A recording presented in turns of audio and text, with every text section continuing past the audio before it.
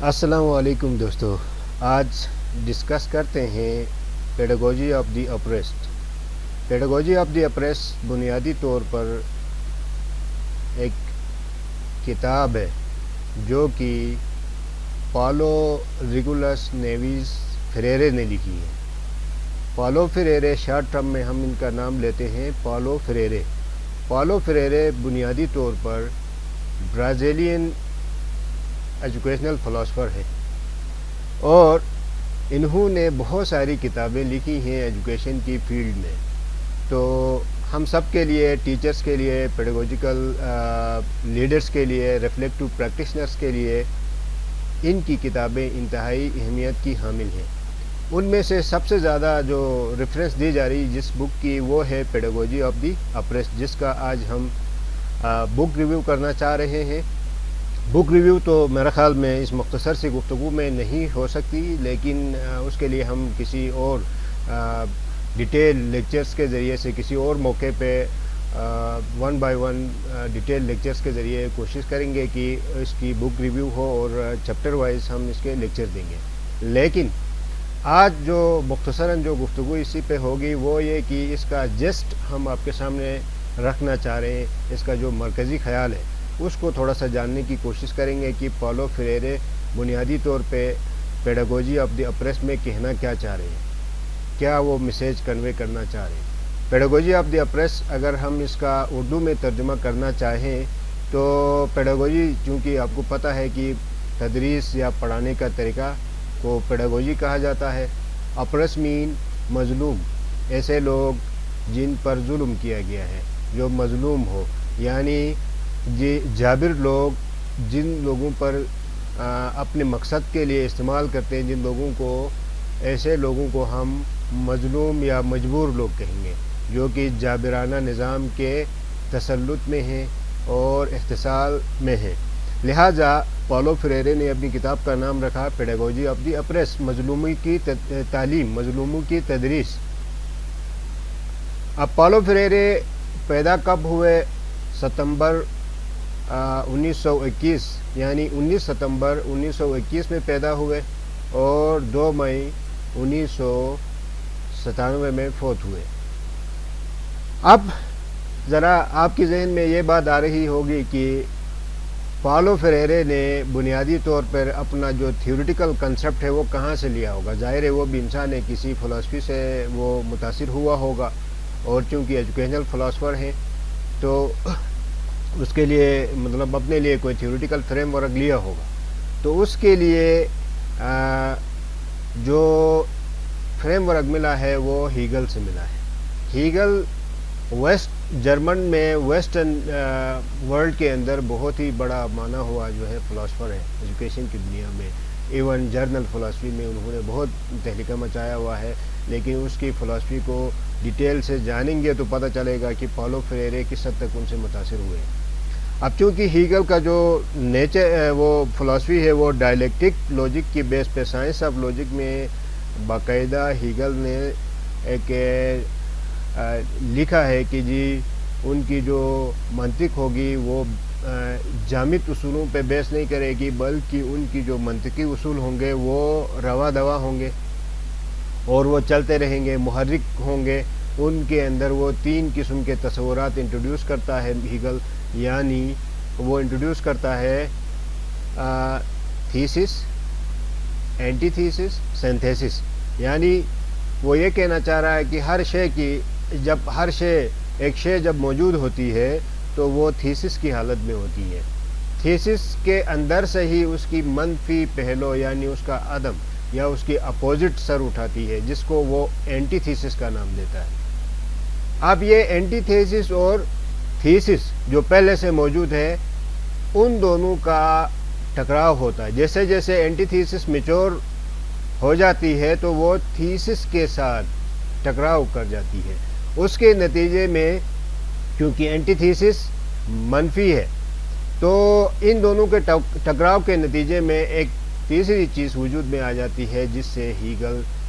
Synthesis کا نام دیتا ہے۔ سینتھیسس کا نام دیتا ہے تو اس کا مطلب یہ ہے کہ سینتھیسس بذات خود تھیسس ہے، سینتھیسس بذات خود تھیسس ہے، اور دوسرے الفاظ میں ہم یہ کہہ سکتے ہیں کہ سینتھیسس نفی کی نفی ہے، یعنی اپنی ذات میں وہ پھر سے تھیسس ہوگی، پھر اس تھیسس سے پھر ایک اینٹی تھیسس سر اٹھائے گی، وہ اینٹی تھیسس اس تھیسس کے ساتھ ٹکرائے گی، اس کے ٹکراؤ کے نتیجے میں ایک تیسری شے وجود میں آئے گی، اور وہ شے کیا کہلائے گی؟ سینتھیسس کہلائے گی، اور اسی طریقے سے یہ سلسلہ وہ پھر سینتھیسس پھر بذات خود تھیسس ہوگی، اور اس تھیسس سے پھر اینٹی تھیسس سر اٹھائے گی۔ اس طرح سے جیسے جیسے تاریخ کا دائرہ بحیثیت مجموعی آگے بڑھتا جائے گا، انسانیت بھی ریشنل ہوتی جائے گی، عقل مند ہوتی جائے گی، اور ساتھ میں حقیقت اپنے جلوے دکھاتی رہے گی۔ یہ ہے ہیگل کا جو منطق ہے، ڈائلیکٹک منطق۔ اب پالو فریرے اپنی جو پیڈاگوجی آف دی اپریس ہے اس میں اس کو کیسے استعمال کرنا چاہتا ہے؟ پالو فریرے کا جو بنیادی جو کنسپٹ ہے، جس ایجوکیشن سسٹم کو اس نے چیلنج کیا ہے، وہ ہے banking concept of education. Banking concept of education کیا ہے؟ اس میں پالو فریرے یہ خاص اصطلاح وہ وضع کرتا ہے، بینکنگ کنسپٹ آف ایجوکیشن۔ وہ کہنا یہ چاہ رہا ہے کہ آج کل کی دنیا میں جو ایجوکیشن نظام ہے، نظام تعلیم ہے، پوری دنیا میں contemporary world, develop world, under develop world, developing world, جہاں کہیں بھی ہے، وہ ٹریڈیشنل ادارے ہیں یا وہ ماڈرن ادارے ہیں یا پوسٹ ماڈرن ادارے ہیں، جہاں بھی ہیں، اس کے اندر کیا ہو رہا ہے؟ اس کے اندر ایک ایسی تعلیم دی جا رہی ہے جس کا نام وہ رکھنا چاہ رہا ہے بینکنگ کنسپٹ آف ایجوکیشن۔ اب بینکنگ کنسپٹ میں ہوتا کیا ہے؟ بینک میں ایک انسان جاتا ہے ٹرانزیکشن کرنے کے لیے، ٹرانزیکشن کرنے کے لیے، اپنے پیسے نکالنے کے لیے یا اس میں پیسے بینک میں رکھنے کے لیے، تو وہاں بینک کے جو کلرکل جو سٹاف ہوتے ہیں یا کیشرز ہوتے ہیں، ان کا کام محض یہ کرنا ہے کہ ان پیسوں کو ریسیو کرنا ہے، ان پیسوں کو ریسیو کرنا ہے، بس اس کے علاوہ ان کا اور کوئی کام نہیں ہوتا۔ وہ پیسے ہوتے ہیں، ان پیسوں کے اوپر ان کی کوئی اجازت داری نہیں ہوتی ہے، ان کے اوپر ان کا کوئی کنٹرول نہیں ہوتا، کوئی مینیپولیشن نہیں کر سکتے ہیں۔ جسٹ ایک پیسو ورکر کے طور پہ انہوں نے ان پیسوں کو یا روپیوں کو وصول کرنا ہوتا ہے۔ بالکل اسی تمثیل کو، اسی انالوجی کو پالو فریرے ایجوکیشن سسٹم میں لے آتا ہے، نہ صرف ایجوکیشن سسٹم میں لے آتا ہے، اور آپ کو پتہ ہے ایجوکیشن سسٹم کے مختلف ایلیمنٹس ہیں، اور ان ایلیمنٹس میں سب سے امپورٹنٹ جو ایلیمنٹ عصر حاضر میں طالب علم کو دیا جا رہا ہے، اور طالب علم اور استاد کا جو ریلیشن شپ ہے اس کے اندر جو ہے وہ دیکھنا چاہ رہا ہے کہ کلاس روم کے اندر کس طرح کا ریلیشن شپ ہے اور کس طرح کی تدریس کی جا رہی ہے۔ تو پالو فریرے کا جو تھیسس ہے بنیادی، وہ یہ ہے کہ عصر حاضر میں جو تعلیم دی جا رہی ہے وہ بینکنگ کنسپٹ کے مطابق دی جا رہی، بینکنگ کنسپٹ آف ایجوکیشن کے مطابق دی جا رہی۔ مطلب یہاں ٹیچر ایکٹیو ہے، ٹیچر جانتا ہے، ٹیچر کے پاس نالج ہے، ٹیچر انفارمیشن رکھتا ہے، ریسرچ کرتا ہے، تگ و دو کرتا ہے، اور محنت اور کنٹینیوس اسٹرگل میں رہتا ہے، نالجیبل ہے۔ جبکہ ایزیوم یہ کیا جاتا ہے کہ جو اسٹوڈنٹس اس کی کلاس میں بیٹھے ہوئے ہیں وہ بالکل خالی برتن کی طرح، کنٹینر کی طرح ہوتے ہیں، وہ اس کے اندر کچھ نہیں ہوتا۔ جب اس کا دار و مدار، اس کی علم کا دار و مدار ٹیچر کے اوپر ہے، اب ٹیچر اس کو انفارمیشن ٹرانسفر کرتا رہے گا، اور اسٹوڈنٹ اس کو پیسیولی اس کو ریسیو کرتا رہے گا ان انفارمیشن کو۔ تو نتیجتاً کیا ہوتا ہے کہ ایک ایسا نظام تعلیم وجود میں آ جاتا ہے اس کے نتیجے میں کہ جو ورک نہیں کرتا، جو سسٹم کو چیلنج نہیں کرتا۔ کل کو ایسے طلبہ و طالبات عملی زندگی میں جانے کے بعد وہ اسی سسٹم کے اندر انٹیگریٹ ہونے کی کوشش کرتے ہیں۔ یہ کرٹیک کر رہا ہے پالو فریرے کی یہ جو موجودہ جو سسٹم ہے وہ سسٹم انٹیگریٹڈ ماڈل ہے، یعنی لوگوں کو اسی سسٹم کے اندر جو ہے انٹیگریٹ کرنے والی باتیں ہو رہی ہیں۔ اب آپ مدارس کے ایجوکیشن سسٹم کو دیکھیں تو ایک عالم ہوگا جو اپنے اسٹوڈنٹ کو انفارمیشن دے رہا ہوگا، سامنے رکھے بولتا جا رہا ہے، جبکہ ان کی رائے، ان کی سوالات کو فی البدی جو ہے ان کی سوالات جوابات کا فوری طور پہ آنسر کوشچن کا کوئی وہاں پہ نظام یا انوائرمنٹ موجود نہیں ہوتا۔ ایون اسٹوڈنٹ ٹیچر کی جو آرگومنٹس ہوتی ہیں اس کو چیلنج نہیں کرتے، وہ اس کو پیسیولی من و ان اس کو قبول کر لیتے ہیں. اس کے نتیجے میں ہوتا کیا ہے کہ ان کے اندر یونی ڈائریکشنل جو تھنکنگ ڈیولپ ہو جاتی, وہ ایک ہی لینس سے چیزوں کو دیکھنے کے عادی ہو جاتا ہے ایسا اسٹوڈنٹ. یعنی دوسرے الفاظ میں ہم یہ کہہ سکتے ہیں کہ بینکنگ کنسیپٹ آف ایجوکیشن سے ایسے لوگ تیار ہو رہے ہیں, ایسے شہری تیار ہو رہے ہیں, ایسے انسان تیار ہو رہے ہیں جو اشیاء کے بارے میں ایک ہی لینس سے دیکھنے کے عادی ہوتے ہیں, ایک ہی عینک سے دیکھنے کے, ایک ہی تصور سے دیکھنے کے عادی ہوتے ہیں. ملٹیپل لینسز کو استعمال کرنا ان کے لیے پسند نہیں ہوتا اور اس کے وہ عادی نہیں ہوتے, اس کو وہ پسند بھی نہیں کرتے. تو اب اس کے نتیجے میں ایسے جو طلبہ و طلبات جو عملی زندگی میں جائیں گے تو وہ یہ نہیں دیکھیں گے کہ ڈائیورسٹی کیا ہوتی ہے, عادلانہ سسٹم ہے کہ نہیں ہے ملک کے اندر یا دنیا کے اندر, جسٹس سسٹم کس طرح ورک کر رہا ہے. اگر کسی کنٹری کے اندر جسٹس سسٹم نہیں ہے تو ایسے انسان بحیثیت مجموعی شہری بن کر اس کو تھریٹ پوسٹ نہیں کر سکتے. وہ کیونکہ یونی ڈائریکشنل تھنکنگ رکھتے ہیں, اسی کے حساب سے چلتے ہیں. آپ کو میرے خیال میں یہاں تک کلیئر ہو رہا ہے نا؟ چلے تو ہم آگے بڑھتے ہیں. اب یہ analogy banking concept of education سمجھنے کے بعد اگلا جو انہوں نے یہ کہاں سے لایا ہے, یہ بینکنگ کنسیپٹ آف ایجوکیشن میں اس نے کہا ہے کہ پالو فریرے نے کہ جو اسٹوڈنٹ ہے اس نے یہ کہا ہے کہ ٹیچر اس کو ایک نان لیونگ تھنگ کی طرح ڈیل کرتے ہیں, ایک نان کانشیس بینگ یعنی نان کانشیس سبجیکٹ کے طور پہ ڈیل کیا جا رہا ہے, اور جبکہ ٹیچر خود کو ایک کانشیس سبجیکٹ کے طور پہ ڈیل کر رہا ہے. وہ تو خود باشعور ہے, وہ تو جانتا ہے, وہ تو دوسروں کو مینیپولیٹ کرتا ہے. فار ایگزامپل ہم دیکھتے ہیں کہ روزمرہ زندگی میں ایک چیز کو, بے جان چیز کو دوسرے لوگ اپنی مرضی سے ان کے اندر مینیپولیشن کرتے ہیں, ان کے اندر رد و بدل کرتے ہیں, ان کو کنٹرول کرتے ہیں, اپنی مرضی سے ان کو چلاتے ہیں. اب اسی طریقے سے وہ یہ کہہ رہا ہے کہ ایسا نظام تعلیم جو بینکنگ کا جو کنسیپٹ آف ایجوکیشن ہے یہ جابرانہ نظام تعلیم ہے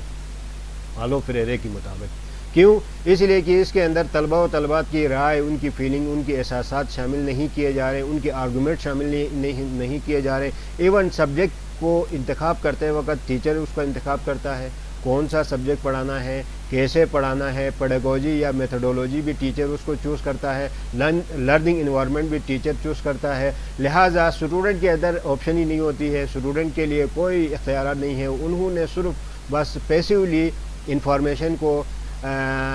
ریسیو کرنا ہے, ایکومولیٹ کرنا ہے, بس اپنے آپ کو ایک خالی برتن کی طرح ان انفارمیشن کو جمع کرتے رہنا اپنے اندر. اپنی کوئی رائے دینے کی پوزیشن میں نہیں ہوتے ہیں, کریٹیک کرنے کی پوزیشن میں نہیں ہوتے ہیں, تنقیدی نقطہ نظر ان کے اندر نہیں آتا. اور یہ کب آئے گا؟ یہ اس وقت آئے گا کہ ٹیچر اور اسٹوڈنٹ ایک ہی لیول پہ کھڑے ہوں. ٹیچر اسٹوڈنٹ کی رائے کو اہمیت دے دیں اور ان کو بھی سنیں اور اپنی بات بھی ان کو سنائیں, اور ایک ڈسکشن میتھڈ ہو, ایک دوسروں کو کریٹیک کریں, ڈسکشن کریں اور آگے لے کے جائیں. اس طریقے سے جیسے کہ ہم نے پہلے عرض کیا کہ تھیسس, اینٹی تھیسس, سینتھیسس, اس طریقے سے جب چلے گا سسٹم تو پھر آگے نئی رائے آ جائیں گی, نئے جو علوم کا اضافہ ہوگا, نالج کنسٹرکٹ ہوگی. اسی طریقے سے چونکہ یہ جو کنسیپٹ ہے جو سبجیکٹ ریلیشن شپ کا جو کنسیپٹ جو پالو فریرے نے دیا ہے, یہ بھی ہیگل کی دوسری کتاب ہے فینومینالوجی آف مائنڈ, وہاں سے اس نے لیا ہے, وہاں سے بورو کیا ہے, وہاں سے اقتباس لیا, وہاں سے ادھار لیا اس موضوع کو. مثلا وہاں پہ ہیگل نے کیا کہا؟ وہاں ہیگل نے یہ کہا ہے کہ ماسٹر سلیو ریلیشن شپ پہ آقا اور غلام کی ایک ڈیبیٹ چھیڑی ہے اس نے. اب اس میں پھر وہ یہی کہنا چاہ رہا ہے کہ جی جو ماسٹر ہوتا ہے وہ خود کو سب کچھ سمجھتا ہے, جو سلیو ہے اس کو وہ کچھ نہیں سمجھتا اور اس کو کنٹرول کرتا ہے, اس کو مینیپولیٹ کرتا ہے, اس کو نان لیونگ بینگ کی طرح ڈیل کرتا ہے ماسٹر. تو آج آپ دیکھتے ہیں کہ جتنے بھی جو فیمنسٹ ہیں خاص طور پہ, تو وہ فیمنسٹ آج یہیں جو ہیگیلین جو فلسفی سے وہ لیتے ہیں اپنا تھیوریٹیکل فریم ورک اور ماسٹر سلیو ریلیشن شپ کی جو جارگن ہے اس کو لے کر وہ پیٹریارکی کے اوپر جو پیٹریارٹیکل جو سسٹم ہے سوسائٹی کے اندر, جس کے اندر جو فادر رول کرتا ہے کسی فیملی کو, اس کو وہ چیلنج پوسٹ کر رہے ہوتے ہیں. وہ کہتے ہیں کہ نہیں جی مرد اور عورت برابر ہے. تو یہ بھی بنیادی طور پہ اس کا جو تھیوریٹیکل فریم ورک ہے وہ بھی ہیگیلین جو فلسفی ہے ماسٹر سلیو ریلیشن شپ اور ہیگل کا جو فلسفہ ہے فینومینالوجی آف اسپرٹ, وہاں سے لے لیتے ہیں. تو اب ہم بات کرتے ہیں کہ آپ کے ذہن میں یہ سوال فائنلی آ رہا ہوگا کہ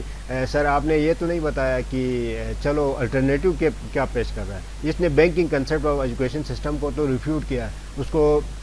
چیلنجنگ بنایا، اس کو چیلنج پوسٹ کیا، اس کو تھریٹ دے دیا کہ جی یہ سسٹم ہمارے لیے قابل قبول نہیں، کیوں نہیں ہے؟ عصر حاضر میں یہ ورکیبل نہیں ہے، اس لیے کہ اس کے اندر جو لوگ چاہے مدرسے کے اسٹوڈنٹس ہوں، چاہے پبلک سیکٹر کے ہوں، پرائیویٹ سیکٹر کے ہوں، ایون کیپٹلسٹک سسٹم کے اندر بڑے بڑے ملٹی نیشنل کمپنیز اور بڑے بڑے اداروں میں پڑھا، میں نام لینا نہیں چاہتا ہوں کسی تعلیمی ادارے کا خاص طور پہ، لیکن آپ کو پتہ ہے کہ جو کیپٹلسٹک ادارے ہیں جہاں پہ بہت زیادہ ایلیٹ کلاس کے لیے وہ ادارے بنائے گئے ہیں، اب اس کے جو اسٹوڈنٹس پڑھ کر باہر آ کر عملی زندگی میں جا کے کیا کرنا چاہتے ہیں؟ وہ پھر ایک جاب حاصل کرنا چاہتے ہیں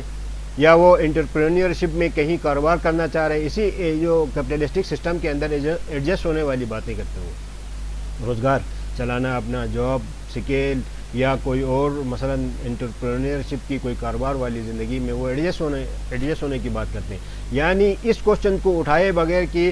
ان کے اوپر جو نظام امپوز ہے وہ نظام عادلانہ اصولوں پہ ہے یا نہیں ہے، بحیثیت مجموعی اس کوشچن کو ریز کیے بغیر وہ ایشوز کی سیاست کرتے ہیں، چھوٹے چھوٹے ایشوز، جی بجلی نہیں ہے، روڈ نہیں ہے، سڑکیں نہیں ہیں، ہسپتال نہیں ہے، عورتوں کے حقوق نہیں ہے، اچھا جی یہاں سے یہ مسئلہ ہے، وہ مسئلہ، چھوٹے چھوٹے ایشوز، سنگل ایشوز لیتے ہیں، سنگل ایشوز والی سیاست کرتے رہتے ہیں، اور اسی کو وہ